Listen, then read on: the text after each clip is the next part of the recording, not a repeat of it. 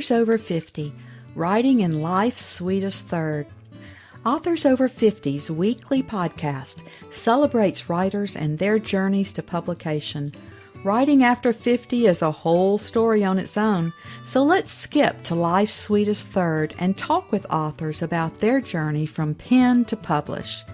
Welcome, I'm Julia Daly, your host, and I invite you to listen to interviews with writers who've achieved their goal of publishing a book just later in life.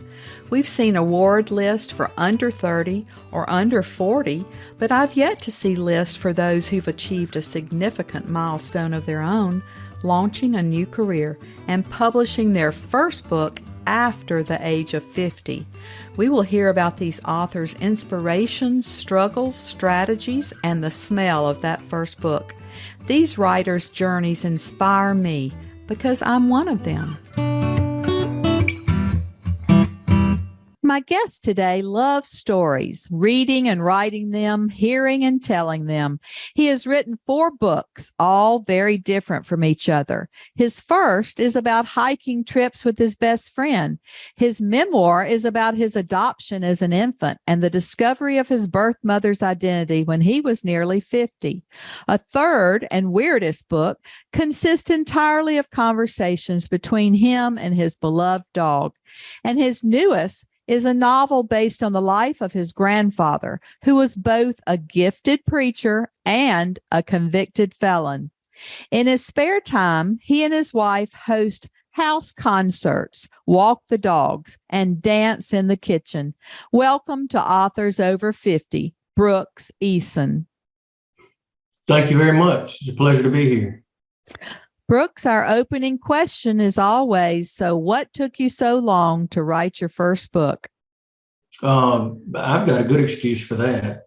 I was a full-time, very busy lawyer raising 3 children and had no time. And, also, I guess I had never really thought, this is something I want to do, write a book. I've always enjoyed writing. One Christmas when I was in law school and I was really poor, I gave my parents 2 short stories for Christmas because I didn't have any money to buy anything for them. But I didn't really have, hey, I want to be an author and I want to write books. But then I started going on hiking trips with my best friend. My first book is Travels with Bobby, about those trips. And I would come home, and Bobby's the funniest person on earth. And we had all these goofy things happen to us and saw magnificent places. And I would come home, and just for months after our trips, it was all I talked about. I would tell stories from my travels with Bobby. And so after a few years, I decided I really should write this. And so that's how I got started, and really enjoyed it. And it's very satisfying, as you know, when people read your books and tell you they enjoyed them. I've now written 4, and I'm working on my 5th.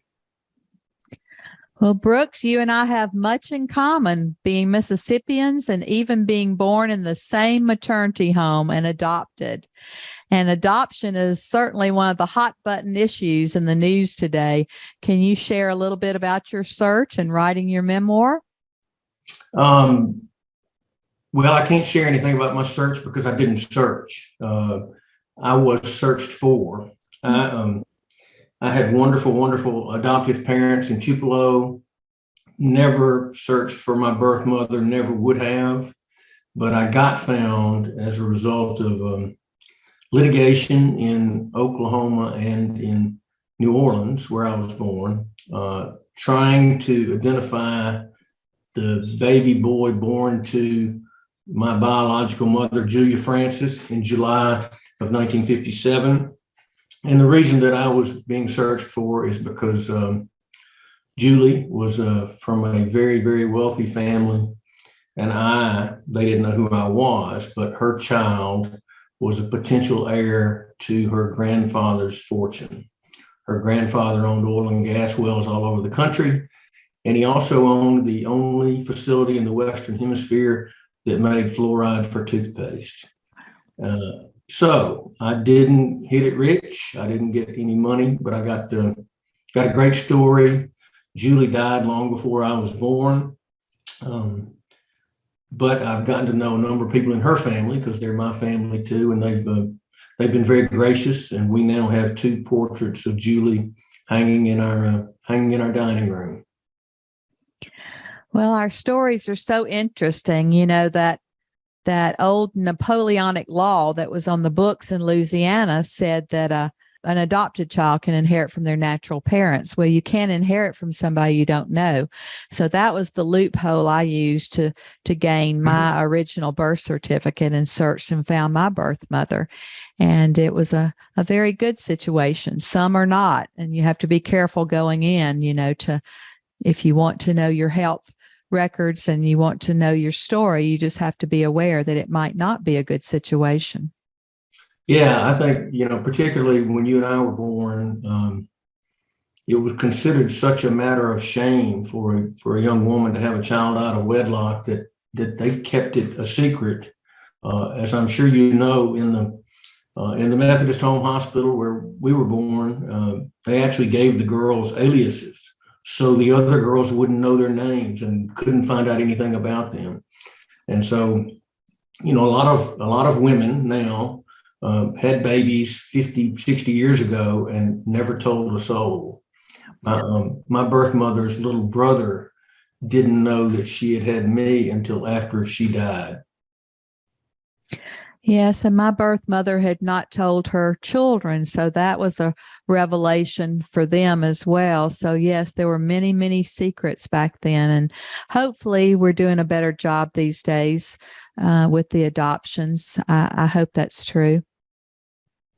Yeah, I think it is. And, one of the things that I wrote about in my memoir was about the difference between the way things were and the way things are, because my birth mother got pregnant during the fall of her freshman year at Washington University in St. Louis. And I found out she was my birth mother 1 week before my first grandchild was born, my daughter having gotten pregnant during the fall of her sophomore year at Ole Miss. And so one of the things I wrote about is how my daughter was able to keep her baby, even though my mother couldn't keep hers.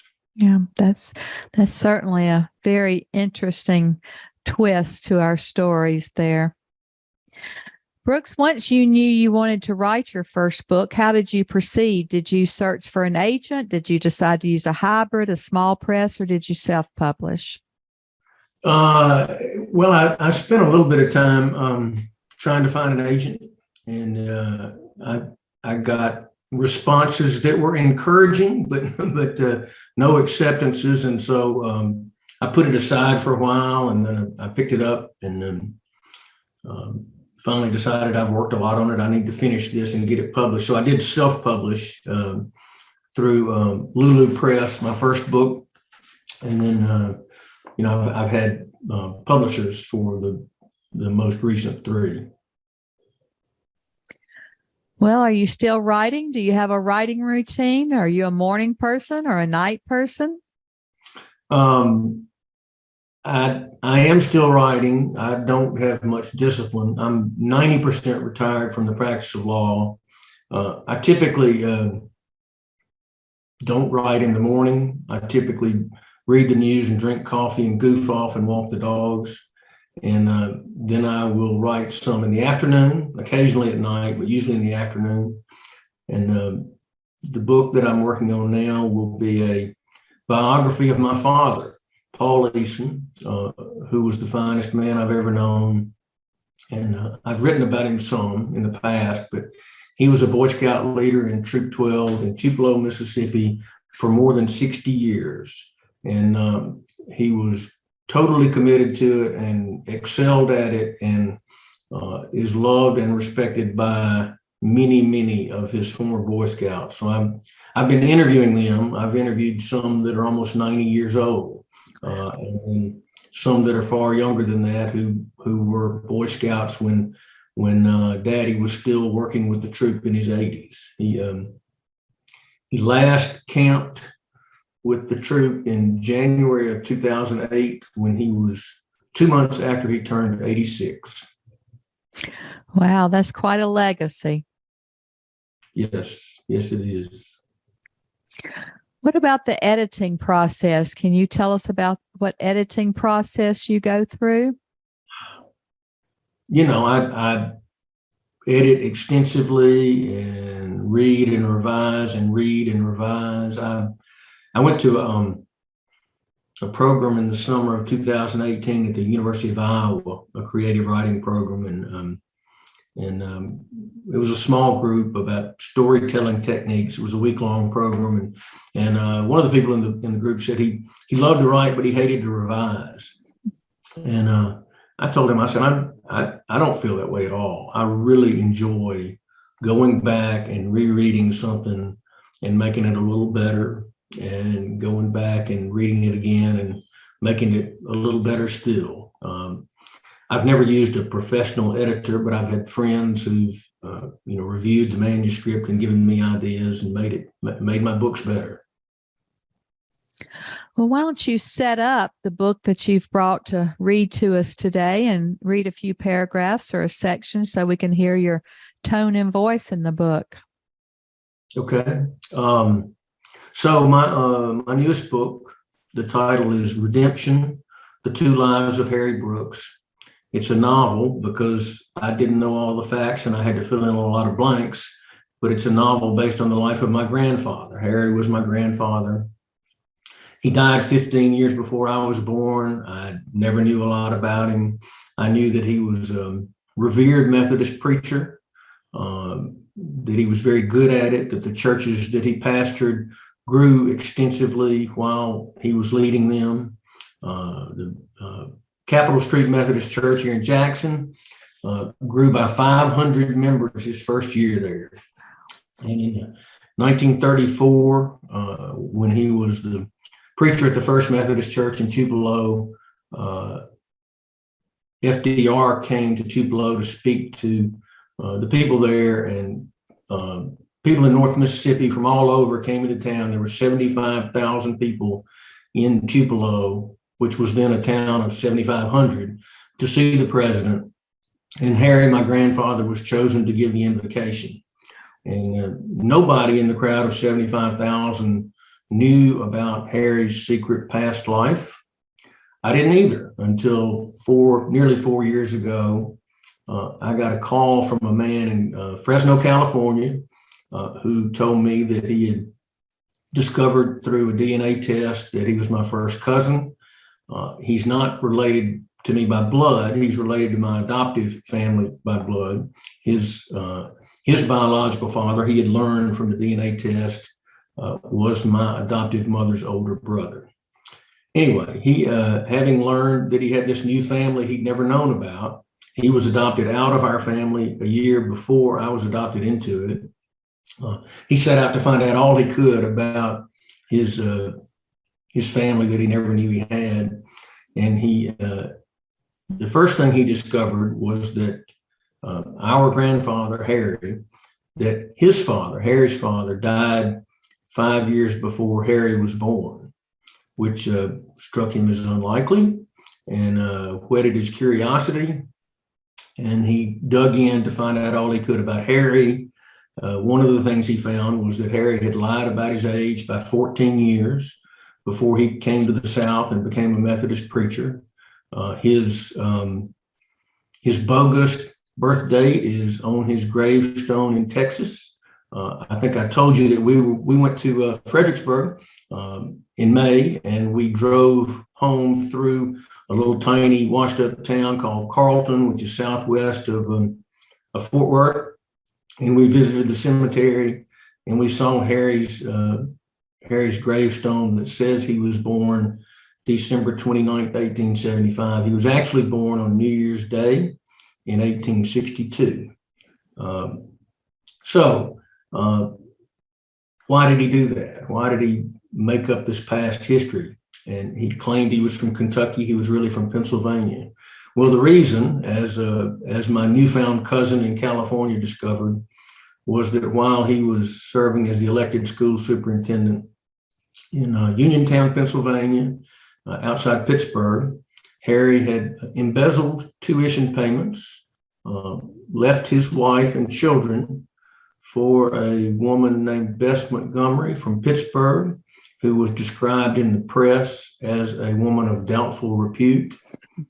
When Harry discovered that the law was after him, he tried to make his escape by booking passage to Liverpool on a Cunard liner using an assumed name. And I've got all these unbelievable newspaper articles from 1905 and 1906, describing all the details of this. But Harry made a number of mistakes, but one mistake that he made was that he told his mistress where he was going and what his assumed name was and the ship he was going to be on, but he didn't take her with him. Oh. And he also borrowed money from the sheriff and didn't pay it back, which is always a bad idea. Those were two mistakes right there.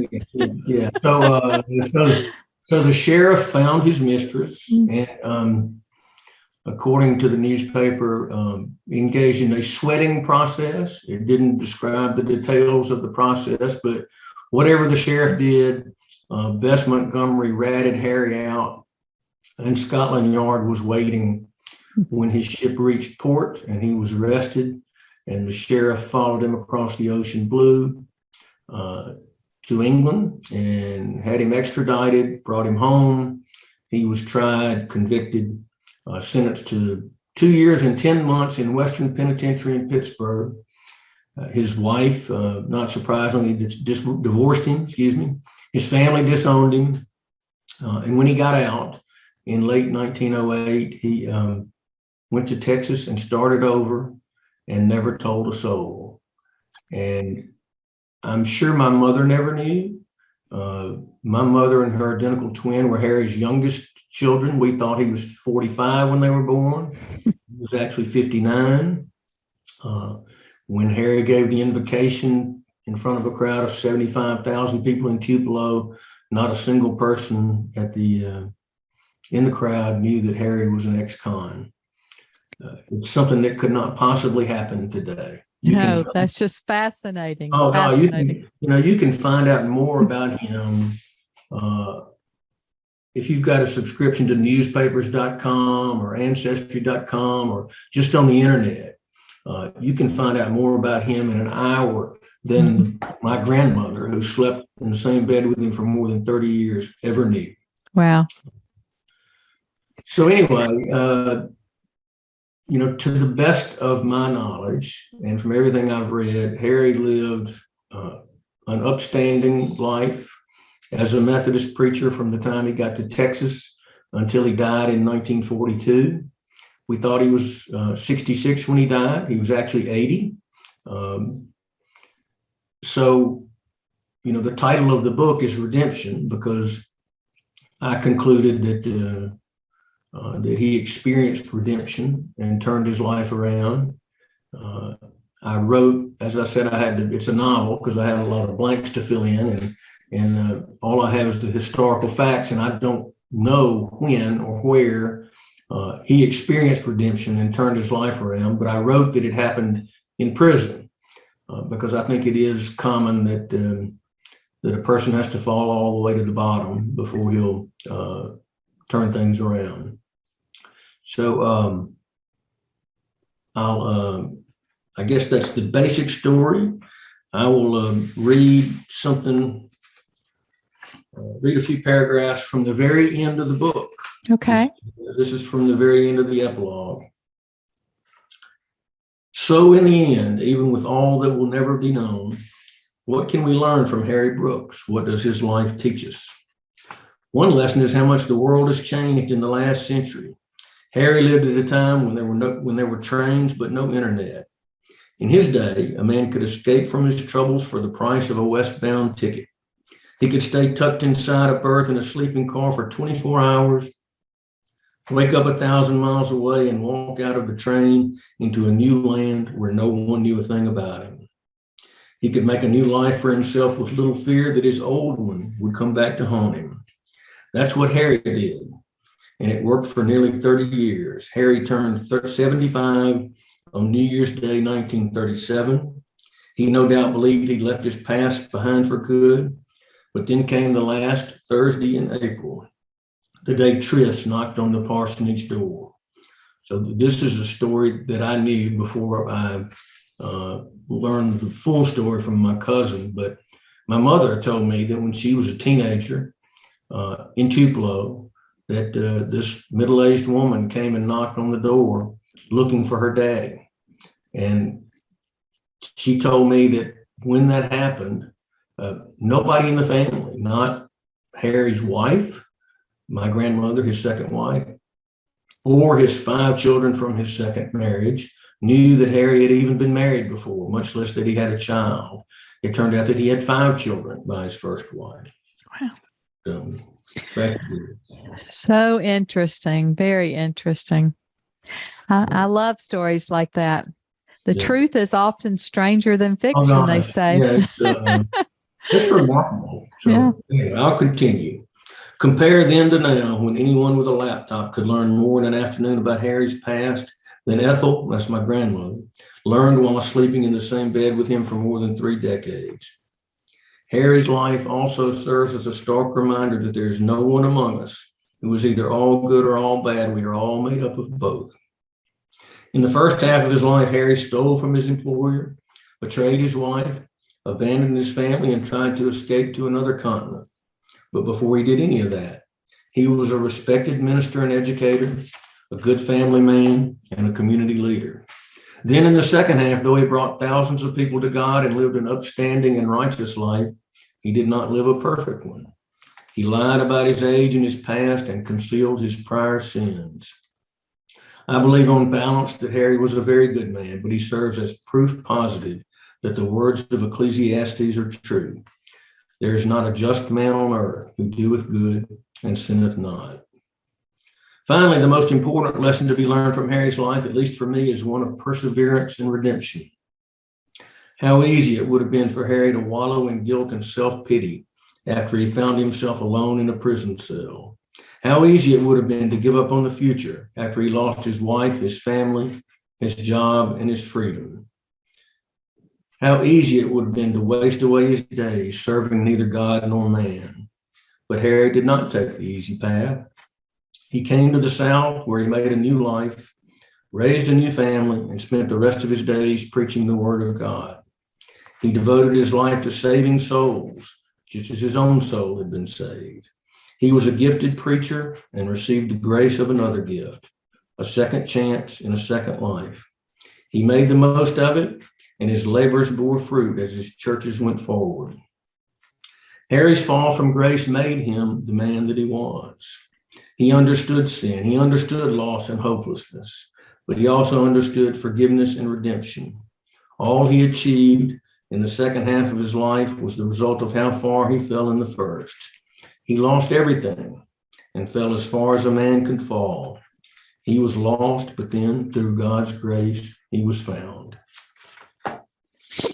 Fascinating.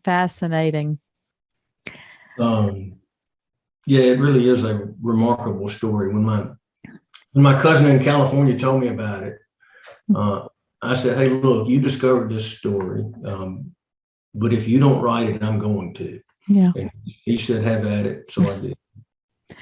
Well, Brooks, what publicity have you found that works or doesn't work to promote your books? I've done a lot of signings, and there have been pieces in periodicals that I think have worked. I've done podcasts like this, which hopefully work. It's sort of hard to find out. The very best publicity is word of mouth. I was at a festival on Saturday. You probably remember it from when you were here, Day in the Country at the Chapel of the Cross. And so I was out there with my tent and my books and my banner selling books. And a woman came up and said, "I've read your book. It's terrific." And I said, I don't want her to say, "Would you just stand here and tell all the people who passed by that?" Because there's no better publicity than word of mouth, and people hearing from someone they trust that this is a good book and worth your time to read is the best publicity there is. Because I can tell people all of the time that, "Hey, you should read my book," but but I've got an ulterior motive in that, and people who just read the book don't. Sure. So I think that works better than anything else. Does your family support your career as a writer? Sometimes when we're writing memoir, we touch on a few nerves in our families. Sure. Yes, they have supported it. Carrie, my wife, definitely. In my memoir, I wrote about my daughter becoming pregnant when she was in college, and she's a remarkable woman who started a school here in Ridgeland, and I knew that she'd be fine with it. But her daughter, my first grandchild, who was also featured in the book, I wanted to make sure she was comfortable having a little bit of spotlight on her and having her story of being born out of wedlock, just like I was, told in a book. But she was fine with it too. I think their favorite of my books is probably Bedtime with Buster, because it was about my wonderful dog, and it's certainly the funniest of my 4 books. There's so many of us who are dog lovers now. I can hear yours, and you might hear mine in a few minutes, because we love our dogs like they're our children now. Yeah, and I'm an empty nester. I assume you're probably an empty nester too, and it changes when you don't have any children in the house. I think it changes your relationship with your dogs. You've got more time for them. They're your only dependents in the house, and it's different. Yes, my husband has a father-daughter day for our 2 dogs every Sunday, and takes them to the dog park. Even though we have plenty of property to run the dogs on, he takes them on outings. Yeah, they want to see other dogs. Sure, good for him. Brooks, our last interview question is always, our writers over 50 are quite a unique set. Do you have advice for writers 50 and above? Sure, I guess I do. I would say, don't do it with the expectation that you're going to make a handsome living from doing it. Maybe you will. I haven't, and most people don't. No. And don't be disappointed if you don't. Do it for the love of the process, and for the joy you will get. And I'm sure you've experienced this too. I think of 2 things. One is when I get an email out of the blue from somebody I don't know, telling me how much one of my books meant to him or her. That is a special treat. And the other thing is, when you've slaved over a book and you've reviewed it 14 times, and you've talked to the publisher and decided on a title, and finally it goes into production, and you order whatever number of cases of books, and then when they first show up and you open the box and you pick up one of those books, it's like picking up a newborn child. It really is, and it's very gratifying and fulfilling to take an idea and work very hard on it. I mean, I've had people tell me that I had a friend who said that he read Fortunate Son, my memoir, in a day. And I said, well, that's hardly fair. It took me a whole lot of days to write it. That's right. It's a work, but for me, it's a labor of love, and I really enjoy it. It really is. And when you write something and you hear back from those readers, like you said, that don't have any connection to you, it really is a feeling that you are leaving a legacy. And you hear from people who share their stories with you, especially other adoptees or birth parents and adoptive parents. And it is very gratifying. Girl I grew up with in Tupelo named Carol Harrington, same class, we were friends. I never knew she was adopted. She never knew I was adopted. It wasn't a secret, but it just, never came up. After Fortunate Son, my memoir came out, she contacted me, and it turned out that she and I were in Methodist Home Hospital in the nursery at the same time. And she said, I'm her oldest friend. Oh. And so her parents went from Tupelo to get her a week after my parents went from Tupelo to get me. And she said her father got the call that there's a baby now for you to come get. And he didn't tell her mother. Instead, her mother's birthday was coming up that weekend. And he said, let's go to New Orleans for your birthday. And she said, okay.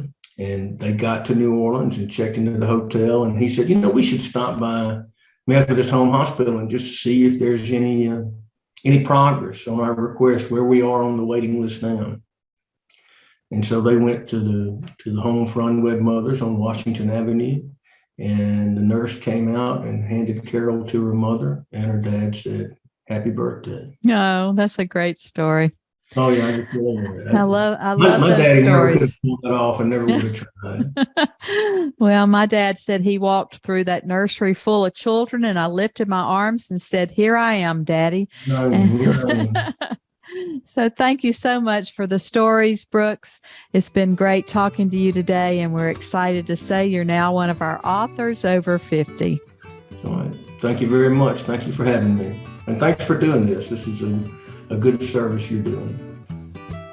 Thank you for joining us today.